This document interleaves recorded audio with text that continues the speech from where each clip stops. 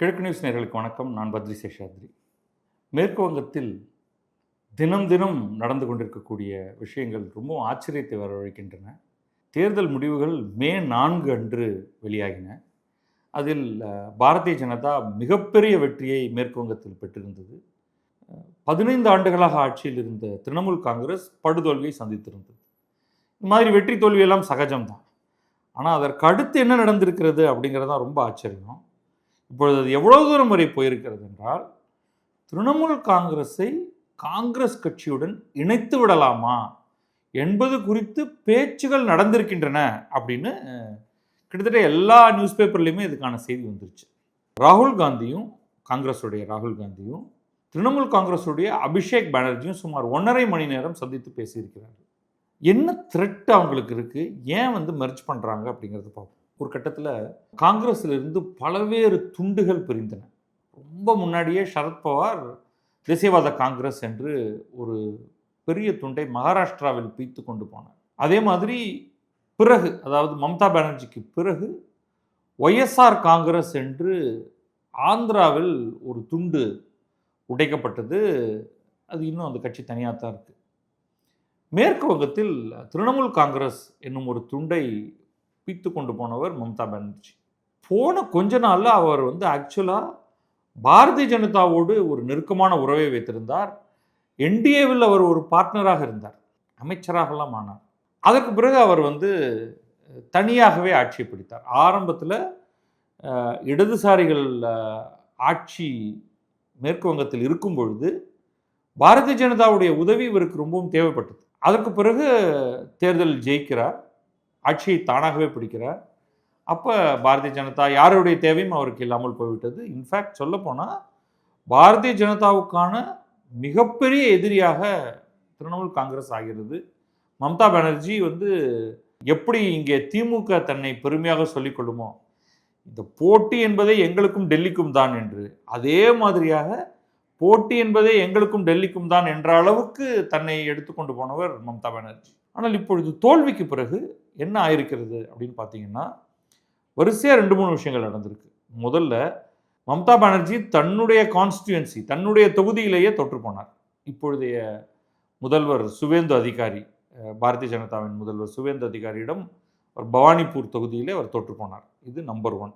அடுத்த எதிர்க்கட்சி தலைவர் யார் என்று தீர்மானிப்பதில் இங்கே தமிழகத்தை பொறுத்தவரை ஸ்டாலின் தோற்று போனாலும் அவருடைய மகன் உதயநிதி ஸ்டாலின் ஜெயித்த காரணத்தினால் அவரை எதிர்க்கட்சி தலைவர் என்ற இடத்துக்கு கொண்டு வந்து விட்டார். ஜஸ்ட் இமேஜின் பண்ணி பாருங்க, ஸ்டாலின் தோற்று போயிருக்கிறார், உதயநிதி ஸ்டாலினும் தோற்று போயிருந்தால் என்ன ஆகியிருக்கும்? யாரை அவர்கள் எதிர்க்கட்சி தலைவர் என்று ஆக்கியிருப்பார்கள்? அதை எல்லோரும் ஏற்றுக்கொண்டிருப்பார்களா? அதில் ஒரு குழு தனியாக பிரிந்திருக்குமா? இதெல்லாம் ஸ்பெக்குலேட் பண்ணுங்க. இதெல்லாம் அங்கே நடந்தது. ஏன்னா அங்கே அவருடைய மருமகன் அபிஷேக் பானர்ஜி எம்பியாக இருக்கிறார். அவர் எம்எல்ஏ கிடையாது, எம்பியாக இருக்கிறார். அப்போ இங்கே இவங்க தன்னுடைய கேண்டிடேட் ஒருத்தரை முன்வைக்கிறாங்க, மம்தா பானர்ஜி, அபிஷேக் பானர்ஜி.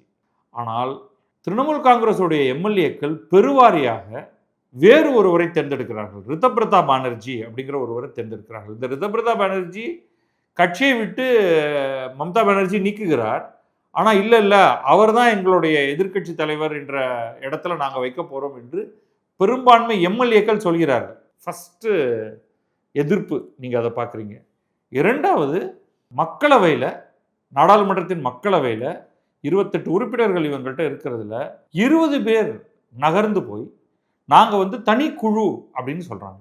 இன்னொரு பக்கம் மாநிலங்களவையில் ஒரு 2 உறுப்பினர்கள் ரிசைன் பண்ணிவிட்டு நாங்கள் திரிணாமுல் காங்கிரஸ்லேருந்து விலகிவிட்டோம், எல்லா பதவியிலிருந்தும் விலகிவிட்டோம், எங்களுடைய மாநிலங்களவை இடத்தையும் நாங்கள் பதவி விலகுகிறோம்.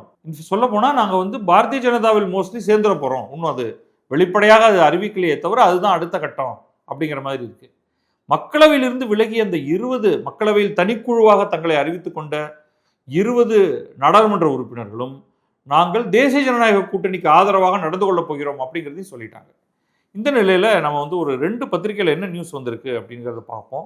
நியூ இண்டியன் எக்ஸ்பிரஸ்லையும் சரி, என்டிடிவிலையும் சரி, அதையெல்லாம் ஒரு மாதிரி தொகுத்து நம்ம எப்படி அதை பார்க்கறது அப்படின்னு பார்ப்போம். ஸோ இந்த சந்திப்பு வந்து இந்தியா அலையன்ஸ் மீட்டிங் நடந்திருக்கு. அதை ஒட்டி அபிஷேக் பானர்ஜியும் ராகுல் காந்தி சந்திச்சிருக்காங்க. சுமார் 1.5 மணி நேரம் பேசியிருக்காங்க. அதில் வந்து பொதுவாக பேசப்பட்டது என்று சொல்லப்படுவது வந்து மேற்கு வங்கத்தில் எப்படி பாரதிய ஜனதாவுக்கு எதிரான அரசியலை முன்னெடுத்து செல்வது, எந்த அளவுக்கு இந்தியா முழுமையிலும் அரசியல் மாறிக்கொண்டிருக்கிறது, அதில் நாம் என்ன செய்யணும் அப்படிங்கிறதாக அவர்கள் பேசியதாக சொல்லப்படுகிறது. ஆனாலும் ஒரு ஸ்பெகுலேஷன், வதந்தியாகத்தான் இப்பொழுதைக்கு போய்கொண்டிருக்கிறது. 2 கட்சிகளையும் ஒன்றாக இணைத்து விடலாமா என்ற ஒரு பேச்சும் நடந்து கொண்டிருக்கிறது அப்படிங்கிற மாதிரி. திரிணாமுல் காங்கிரஸ் அதை உடனடியாகவே அதை மறுத்து இருக்கிறது. அப்படியெல்லாம் ஒன்றும் கிடையாது, நாங்கள் அந்த மாதிரி எந்த ஒரு ஐடியாவும் எங்கள்கிட்ட இல்லை. ஆனால் அரசியலை பொறுத்த வரைக்கும் ஒரு வதந்தி வெளியில் வந்து அந்த வதந்தி மறுக்கப்படுகிறது என்ற காரணத்தினாலேயே அது நடக்காது என்று சொல்வதற்கில்லை. நன்றாக தெரிந்து நான் வந்து எந்த கட்சிக்கும் போய் சேர்வதாக இல்லை, நான் அதிமுகவில் தான் இருக்கிறேன் அப்படின்னு ஒருத்தர் சொல்லுவார். அவருடைய ட்விட்டர் பயோ ப்ரொஃபைல்லேருந்து ஒரு மாற்றமும் இருக்காது. அடுத்த நாளைக்கு வந்து அவர் போய் திமுக தலைவருக்கு கழுத்தில் துண்டை போட்டு விட்டுருவார், அல்லது விஜய் கழுத்தில் போய் துண்டை மாட்டி சாஷ்டாங்கமாக நமஸ்காரம் பண்ணிடுவார். இது வந்து நம்ம ஊரில் தொடர்ந்து நடக்கிறத நம்ம பார்க்குறோம். இங்கேயும் டிஎம்சி வந்து கடுமையாக திரிணாமுல் காங்கிரஸ் மறுத்திருக்கிறது. இதெல்லாம் கிடையாது, ஒரு காலத்திலும் நாங்கள் காங்கிரஸோடு சேருவதாக எந்த மாதிரி நாங்கள் எதுவுமே சொல்லலை அப்படின்ட்டு. ஆனால் நான் சொன்ன இந்த மற்ற விஷயங்கள்லாம் ரியல். 80 சட்டமன்ற உறுப்பினர்களில் 58 பேர் மம்தா பானர்ஜியுடைய கேண்டிடேட்டுக்கு தேர்ந்தெடுக்காமல் ரித்தபிரதா பானர்ஜி அப்படிங்கிறவரை எதிர்கட்சி தலைவராக தேர்ந்தெடுத்திருக்கிறார்கள் அப்படிங்கிறது கவனிக்கணும். ரித்தபிரதா பானர்ஜியை வந்து கட்சியை விட்டு மம்தா பானர்ஜி தூக்குகிறேன்னு சொன்னவர், அதை கவனிங்க. ஸோ இது 28 நாடாளுமன்ற உறுப்பினர்களில் 20 பேர் தனி குழுவாக தங்களை அறிவித்துக் கொண்டிருக்கிறார்கள். அவர்கள் நாங்கள் தான் உண்மையான திரிணாமுல் காங்கிரஸ் என்றும் சொல்வார்கள் நாளைக்கு. ஸோ இது எல்லாத்துக்கும் நடுவில் நம்ம ஏற்கனவே பார்த்தோம், ஒரு 2 மாநிலங்களவை திரிணாமுல் காங்கிரஸ் உறுப்பினர்கள் பதவி விலகி இருக்கிறார்கள் அப்படிங்கிறத பார்த்துருக்கோம். ஆனால் இந்த மெர்ஜர் டாக் பற்றி பேச்சு வரும்பொழுது உண்மையில அது யாருக்கு கலவரத்தை ஏற்படுத்துகிறது அப்படின்னு நம்ம பார்க்கணும். இது யாருக்கு கலவரத்தை ஏற்படுத்துகிறதுனா மேற்கு வங்கத்தில் இருக்கக்கூடிய காங்கிரஸ் கட்சி. ஏன்னா என்ன நடந்திருக்கு அப்படின்னு பாருங்க.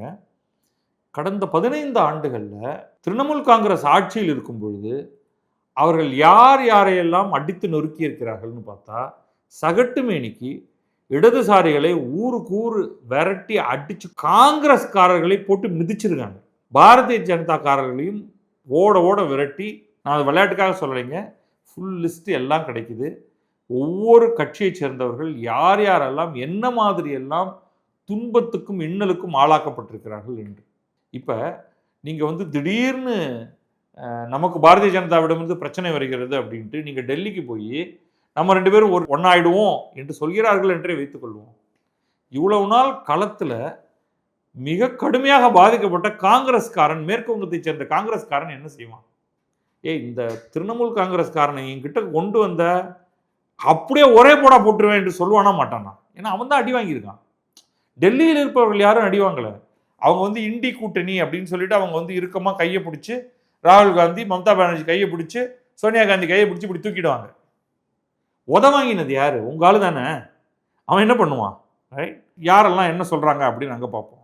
அதிர் ரஞ்சன் சௌத்ரி, அப்துல் மன்னான், இவங்க 2 பேருமே வந்து காங்கிரஸுடைய தலைவர்கள் மேற்கு வங்கத்தில். அவங்க மிக கடுமையாக இப்பொழுதே எதிர்க்க ஆரம்பிச்சிட்டாங்க. அப்துல் மன்னான் என்ன சொல்றாரு அப்படின்னு பாருங்க. அவர் என்ன சொல்றாருன்னா, நான் வந்து காங்கிரஸ் தலைமை மீது மிகுந்த நம்பிக்கை வைத்திருக்கிறேன். அவர்கள் ஒரு காலத்திலும் மம்தா பானர்ஜியுடன் உறவு வைத்துக்கொள்ள மாட்டார்கள் அப்படின்னு இவர் சொல்றாரு. சொல்லிட்டு ரொம்ப கலர்ஃபுல்லான எக்ஸ்பிரஷன் கொடுக்குறாரு. நல்ல தண்ணீரில் சாக்கடை தண்ணீரை சேர்த்தால் என்ன ஆகும்? அது காங்கிரஸ் நல்ல தண்ணி, மம்தா பானர்ஜி சாக்கடை தண்ணி அப்படின்னு சொல்லிட்டாரு. நல்ல தண்ணீரும் சேர்ந்து நாசமாகி போகும், எனவே மம்தா பானர்ஜியை கிட்டக்க சேர்க்காதீர்கள் அப்படின்னு அவர் சொல்றாரு.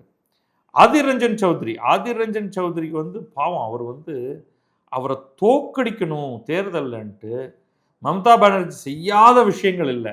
இப்போ ஒரு என்ன கொதி நிலையில் இருப்பார் அப்படின்னு அவர் சொல்கிறார் பாருங்க. மம்தா பானர்ஜி காங்கிரஸை உடைத்தவர், காங்கிரஸை மேற்கு வங்கத்திலிருந்து சுத்தமாக அழித்து விடுவேன் என்று சொன்னவர். அதை பெருமளவு செய்தும் காட்டி வர்றது வேற விஷயம். இன்னைக்கு தான் பிரச்சனையில் இருக்கோம் அப்படிங்கிற காரணத்தினால நேராக காந்தி குடும்பத்தோட காலில் வந்து விடுறாரு. நீங்கள் என்ன பண்ணீங்களோ அதற்கான எதிர்வினையை நீங்கள் சந்தித்துத்தான் ஆக வேண்டும். அவரை பொறுத்த வரைக்கும் அவர் வந்து மம்தா பானர்ஜியை ஜெயிலில் போடுறதுக்கும் ரொம்ப ஆர்வத்தோடு இருப்பார் அப்படின்னு தெரியுது. இன்னொருத்தர் வந்து காங்கிரஸுடைய ஸ்டேட் காங்கிரஸ் பிரசிடென்ட் மேற்கு வங்கத்தில் சுபாங்கர் சர்க்கார். சுபாங்கர் சர்க்கார் என்ன சொல்கிறார் அப்படின்னா, கொஞ்சம் இங்கே பாருங்கள், நான் வந்து வேண்டான்னு சொல்லலை, வேணும்னு சொல்லலை. நீங்கள் ராகுல் காந்தியின் தலைமையை ஏற்றுக்கொண்டு ராகுல் காந்தியை பிரதமராக ஆக்குவேன் என்று சம்மதித்தால் அப்படின்னா நாங்கள் கன்சிடர் பண்ணுறோம் அப்படின்னு வந்து அவர் சொல்கிறாரு. ஆனால் அதே நேரம் நீங்கள் ஊழல் செய்துவிட்டு ஊழலிலிருந்து தப்பிப்பதற்காக நீங்கள் காங்கிரஸோடைய உதவியை நாடினீர்கள் என்றால் நாங்கள் ஒருபோதும் உங்களுக்கு உதவ முடியாது. இதில் நீங்கள் கவனிக்க வேண்டியது ஒரு சில விஷயங்கள் இருக்குது. பார்ட்லி இவங்க சொல்கிறதெல்லாம் கரெக்டு. ஏன்னா இன்றைக்கி என்னெல்லாம் தகவல்கள் வெளியில் வருது மேற்கு வங்கத்தில்னா, இத்தனை நாள் பலர் கம்ப்ளைண்ட்டே கொடுத்துருக்காங்க. ஆனால் அந்த கம்ப்ளைண்ட் மேலே ப்ராசஸிங்கே நடக்கலை. பொதுவாக வந்து இன்றைக்கு திரிணாமுல் காங்கிரஸுடைய பலவேறு உறுப்பினர்கள் மீது, பழைய பதவியில் இருந்தவர்கள் எம்எல்ஏக்கள் மீது, அல்லது பொதுவான குண்டர்கள், இவங்கெல்லாம் வந்து கட்சியைச் சேர்ந்த குண்டர்கள் அப்படின்னு வச்சுக்கலாம், அடிதடியில் இறங்குபவர்கள், இவர்கள் மீது என்னென்ன வழக்கெல்லாம் வருதுன்னா, கொலை வழக்கு. நிஜமாவேங்க, கொலை வழக்கு கம்ப்ளைண்ட் கொடுத்துருக்காங்க. எஃப்ஐஆர் கூட பதிவு பண்ணாமல், அல்லது எஃப்ஐஆரை பதிவு பண்ணி சார்ஜ் ஷீட்டே போடாமலாம் இருக்குது. இப்போ தான் அரெஸ்டே பண்ணுறாங்க. தேர்தலில் ஆட்சி மாற்றம் நடந்ததற்கு பிறகு தான் இந்த வருடத்தில் இவரை கொலை செய்ததற்காக இவரை கைது செய்து கொண்டு போகிறேன்னு. இப்போ என்ன மாதிரியான ஆட்சி அங்கே நடந்திருக்குன்னு பாருங்கள். கொலை, பெண்கள் மீது இழைக்கப்பட்ட கொடுமைகள் அப்படிங்கிறதுக்கு வந்து லிஸ்ட்டு தாங்கவே முடியல. அதை நீங்கள் கணக்கில் எடுத்து பார்த்தீங்கன்னா, அதாவது வந்து தேர்தல் முடிந்து வெற்றி அடைந்து விட்டார்கள் என்றால் விக்ட்ரி பரேடுங்கிறது என்னென்னா, எதிர்க்கட்சியைச் சேர்ந்த பெண்களுக்கு இல்லாத அவமானங்களை இழைப்பது. நான் ரொம்ப மேலோட்டமாக சொல்கிறேன், உங்களால் மேற்கொண்டு புரிந்து கொள்ள முடியும் அப்படின்னு நான் நினைக்கிறேன். நில அபகரிப்பு. இப்போ இங்கே தமிழ்நாட்டில் நில அபகரிப்புகள்லாம் வந்து ஓஹோ என்று கொடிகட்டி பறந்தது. அங்கே இஷ்டத்துக்கு வீடுகள், கட்டடங்கள், நிலங்கள் எல்லாத்தையும் அபகரிச்சுட்டு இது இனிமேல் என்னோடது, இடத்த காலி பண்ணிட்டு போ அப்படின்னு. இது என்னென்னா கட்சி அலுவலகங்கள்லாம் தூக்கியிருக்காங்க. அதுதான் இதில் வந்து நீங்கள் நினைப்பீங்க கட்சிகள் எல்லாம் கொஞ்சம் பவர்ஃபுல், சாதாரண பாவப்பட்ட தனிநபர்கள் தான் வந்து கொஞ்சம் கஷ்டப்படுறவங்க அப்படின்ட்டு. அப்படி கிடையாது. கம்யூனிஸ்ட் கட்சி அலுவலகங்கள், காங்கிரஸ் கட்சி அலுவலகங்கள் அதே தூக்கிட்டான். இனிமேல் இது என்னோடது, வெள்ளப்பொனி அப்படின்னு சொல்லி. அதுக்கப்புறமா வந்து இஷ்டத்துக்கு பணம் வசூலிக்கிறது, ஹஃப்தா வசூலிக்கிறது அப்படின்னு சொல்லுவாங்க. எல்லா கடைகளும் அந்த ஊரில் திரிணாமுல் காங்கிரஸ் கட்சியோடைய ஒரு குண்டன் ஒருத்தன்பான். அவருடைய ஆட்கள் வந்து நீ இவ்வளோ ரூபா கொடுப்பீங்க அப்படின்னு சொல்லி வாங்கிட்டு போயிடுவான். நீங்கள் இந்த பழைய ஹிந்தி படம் பார்த்துருப்பீங்க. பெரும்பாலும் தமிழ் படத்தில் அவ்வளோவா அது வரலை. இது பழைய ஹிந்தி படத்துலலாம் நிறையா வரும் இந்த மாதிரி. ஒரு லொக்காலிட்டியில் இவர் வந்து ஒரு பெரிய தாதா ஒருத்தர் இருப்பார். அவர் வந்து ஒவ்வொரு கடையாக அவருடைய ஆளுங்க வந்து வசூலிப்பாங்க. ஒரு கடையில் வந்து ரொம்ப வந்து ஐயா வருமானமே இல்லையா, பாவம் ஐயானா, வீட்டில் பொண்டாட்டி வந்து ரொம்ப உயிருக்கு போராடிட்டு இருக்கா அப்படின்னு ஏதோ சொல்லுவார். இந்த வில்லனுடைய குண்டர்கள் வந்து அவனை ஓங்கி போட்டு அடிச்சுட்டு அவன் வச்சிருக்கிற உணவு பண்டங்கள் எல்லாத்தையும் எடுத்து தரையில் கொட்டுவான். அப்போ தான் ஹீரோ அங்கே என்ட்ரி கொடுப்பாரு. அது மாதிரி நிறைய படங்கள் பார்த்துருப்பீங்க. அதே மாதிரி ரியல் லைஃப்பில் மேற்கு வங்கத்தில் இவர்கள் பண்ணி கொண்டு இருந்திருக்கிறார்கள். இதில் ஒரு சில எனக்கு தாங்கவே முடியாத ஜோக் என்னென்னா, கட்சி தோற்று போயிடுச்சுங்க, அடுத்த நாளும் போயிருக்கான் வசூல் பண்ணுறதுக்கு. டக்குன்னு எல்லாம் மாறிடுச்சு. அந்த மக்கள் அதே கடைக்காரங்கள்லாம் வாயா வா எவ்வளோ தரணும் அப்படின்னு சொல்லி முதுகிலேயே போட்டு சாத்துன்னு சாத்தி அனுப்பிச்சிட்டாங்க. அவன் அவ்வளோ இன்னசென்ட்டாக இருந்திருக்கான் பாருங்க. நம்ம வந்து வாங்கிட்டு இருக்கோம், கடந்த 15 ஆண்டுகளாக வாங்கியிருக்கோம், ஒரு தடவை கட்சி தோத்தா என்னங்க இன்றைக்கும் நீங்கள் கொடுக்க மாட்டீங்களா அப்படின்னு அவ்வளோ இன்னசென்ட்டாக போய் கேட்டிருக்கான். போட்டு கொடுத்துட்டாங்க, இஷ்டத்துக்கு கொடுத்துட்டாங்க. இத்தனை பேரும் இப்போ வந்து மக்கள் பெரும் திரளாக தங்களுடைய அந்த சுதந்திரத்தை மீண்டும் பெறுகிறார்கள். கிராமத்தில், நகரத்தில், செமி அர்பன் ஏரியாவில் எங்கே பார்த்தாலும் இப்படிப்பட்ட நிலையில் ஏன் வந்து நான் யோசித்தேன், ஏன்னா எதுக்குடா இவ்வளவு பேர் திரிணாமுல் காங்கிரஸை சேர்ந்தவர்கள் டிஸ்டன்ஸ் பண்ண பார்க்குறாங்க, எனக்கு இதுக்கும் சம்மந்தம் இல்லைன்னு. இதில் முக்கியமாக வந்து நான் இந்த நாடாளுமன்ற உறுப்பினர்களுடைய சில ஸ்டேட்மெண்ட்ஸ் எல்லாம் பார்த்தேன். அவங்க என்ன சொல்கிறாங்கன்னா, அவங்களே சொல்கிறாங்க, மம்தா பானர்ஜியோடைய ஆட்சி எவ்வளவு மோசமாக இருந்தது தெரியுமா, அதோடு நாங்கள் எப்படி எங்களை தொடர்பு படுத்திக் கொள்வது அப்படின்னு. ஏன்பா அது இன்னைக்கு தான் தெரிஞ்சுதா? 2 நாளைக்கு முன்னாடி தெரியலையா? மே 4க்கு முன்னாடி இது உங்களுக்கு தெரியலையா? அப்போல்லாம் அவர்கள் வந்து தூய்மையான ஆட்சியை நடத்தி கொண்டிருந்தார்களா? இவங்களுக்கு என்ன பயம்னா, ஏதோ ஒரு விதத்தில் இப்போ இவங்க எல்லாருமே திருடினார்கள் என்று நான் சொல்லலை, ஆனால் திருட்டுக்கு உடந்தையாக இருந்தார்கள். ஆனால் இன்னைக்கு வந்து அவர்களுக்கு பயம். அவங்க வந்து கொள்கை மாற்றம் திடீர்னு எங்களுக்கு வந்து என்னுடைய கண்களை திறந்து விட்டீர்கள் ஐயா, எங்கள் கட்சி செய்த அநியாயங்களை எல்லாம் எங்களுக்கு காண்பித்து விட்டீர்கள், இனியும் நான் இந்த கட்சியில் இருக்க மாட்டேன் அப்படின்லாம் அவங்க சொல்லலை. இவ்வளோ நாள்லாம் எங்களுக்கு ஒன்றும் ஆகாதுன்னு இருந்தோங்க ஐயா, இப்போ எல்லாரையும் பிடிச்சி ஜெயிலில் போடுறீங்க அப்படின்னு நினைக்கும்பொழுது எங்களுக்கு ரொம்ப பயமாக இருக்குது. அதனால் நாங்கள் வெளியில் வந்துட்டோம், எங்களை வந்து ஒன்றும் பண்ணிடாதீங்க அப்படின்னு தான் அவங்க சொல்கிறாங்க. ஸோ இது வந்து கொஞ்சம் அசிங்கமான நிலை தான். இருந்தாலும் இந்த நிலையை வந்து நம்ம சுட்டி காட்ட வேண்டியதாக இருக்குது. இப்போ இதில் இன்னும் ஒரு சில கமெண்ட் எல்லாமும் இதில் பார்த்துருவோம். இந்த ப்ரொப்போஸ்டு மெர்ஜர் வந்து இதில் கொஞ்சம் ஹிஸ்ட்ரி என்டிடிவி கொடுத்துருக்கு. மம்தா பானர்ஜி வந்து 1998 திரிணாமுல் காங்கிரஸை உருவாக்கினார். அப்போ தான் வந்து அவங்க இன்ஃபேக்ட் சோனியா காந்திக்கு எதிராக தான் வந்து அவங்க சோனியா காந்தி இருக்கக்கூடிய கட்சியில் நான் இருக்க மாட்டேன் அப்படின்னு சொல்லி தான் வெளில வராங்க. ஆனாலும் வந்து அவங்க காங்கிரஸோட சேர்ந்தும் பணியாற்றுறாங்க. அதுக்கப்புறமா அவங்க வந்து என்டிஏவோட சேர்றாங்க. அதுக்கப்புறமா திருப்பி அவங்க வந்து ரொம்ப லேட்டாக திருப்பி இந்தியா பிளாக்கு வராங்க. ஸோ அவங்க கொஞ்சம் செக்கர்டு ஹிஸ்ட்ரி தான் இருக்குது அவங்களுக்கு. பட் இந்த மெர்ஜருங்கிற வார்த்தை பரப்பப்படுகிறதே தவிர, இந்த மெர்ஜர்னு சொல்கிறவங்களும் என்ன சொல்கிறாங்கன்னா, மம்தா பானர்ஜி வந்து கேட்கணும் எங்கள்கிட்ட, நாங்கள் ப்ரப்போஸ் பண்ண மாட்டோம். மம்தா பானர்ஜி வந்து ஐயா எங்களை வந்து நீங்கள் சேர்த்துங்க அப்படின்னு சொன்னால் தான் நாங்கள் வந்து கன்சிடர் பண்ணுவோம் அப்படிங்கிற மாதிரி. பட் இன்னும் அவ்வளவு தெளிவாக மெர்ஜர் அப்படிங்கிற ஒரு ப்ரப்போசல் முன்வைக்கப்படுவது போல் எனக்கு தெரியல. ஆனால் பிஜேபிக்கு ஒரே கொண்டாட்டம்னா கொண்டாட்டம். உங்களை ஓட விரட்டுறது மட்டும் இல்லையா, நீ ஓடி போய் யாரை நீ கட்டி பிடிச்சிக்கிற, காங்கிரஸை போய் கட்டி பிடிச்சிக்கிற. காங்கிரஸே ஒரு ஓட்டாண்டி. அந்த காங்கிரஸ் நீ வந்து என்னன்னா வந்து ஓட்டப்படகுல அதுவே மூழ்கிக்கிட்டு இருக்கு, நீ அதில் வேற தாவி தொப்புன்னு குதிக்கிற அப்படின்ட்டு பாரதிய ஜனதாவுடைய ஸ்போக்ஸ் பர்சன் வந்து என்ன சொல்கிறாங்கன்னா, என்னங்க இது மழை பெய்யுது அப்படின்ட்டு அதுலேருந்து தப்பிக்கணும் அப்படின்னு பார்த்தீங்கன்னா, நீங்கள் போய் ராகுல் காந்தி கிட்ட போகிறீங்க, அவர் கையிலேயே கொடை இல்லை, அவரே நனைஞ்சிக்கிட்டு இருக்காரு, அவர் உங்களுக்கு என்ன மாதிரியா ஷெல்டர் தருவார் அப்படின்னு கேட்குறாங்க. ஆனால் இப்போதைக்கு வந்து திரிணாமுல் காங்கிரஸுக்கு ரொம்ப ரொம்ப ரொம்ப கடினமான காலகட்டம். இந்த கடினமான காலகட்டம் அவர்களாகவே ஏற்படுத்தி கொண்டது. ஏதோ எல்லாரும் சேர்ந்து அவங்க மேலே பயங்கர நெருக்கடி கொடுத்து அவங்களை இந்த நிலைக்கு தள்ளுறாங்க அப்படிங்கிறதெல்லாம் உண்மை இல்லை. அவர்கள் செய்திருக்கக்கூடிய தவறுகள் அவ்வளவு ஏராளம் பண்ணியிருக்காங்க.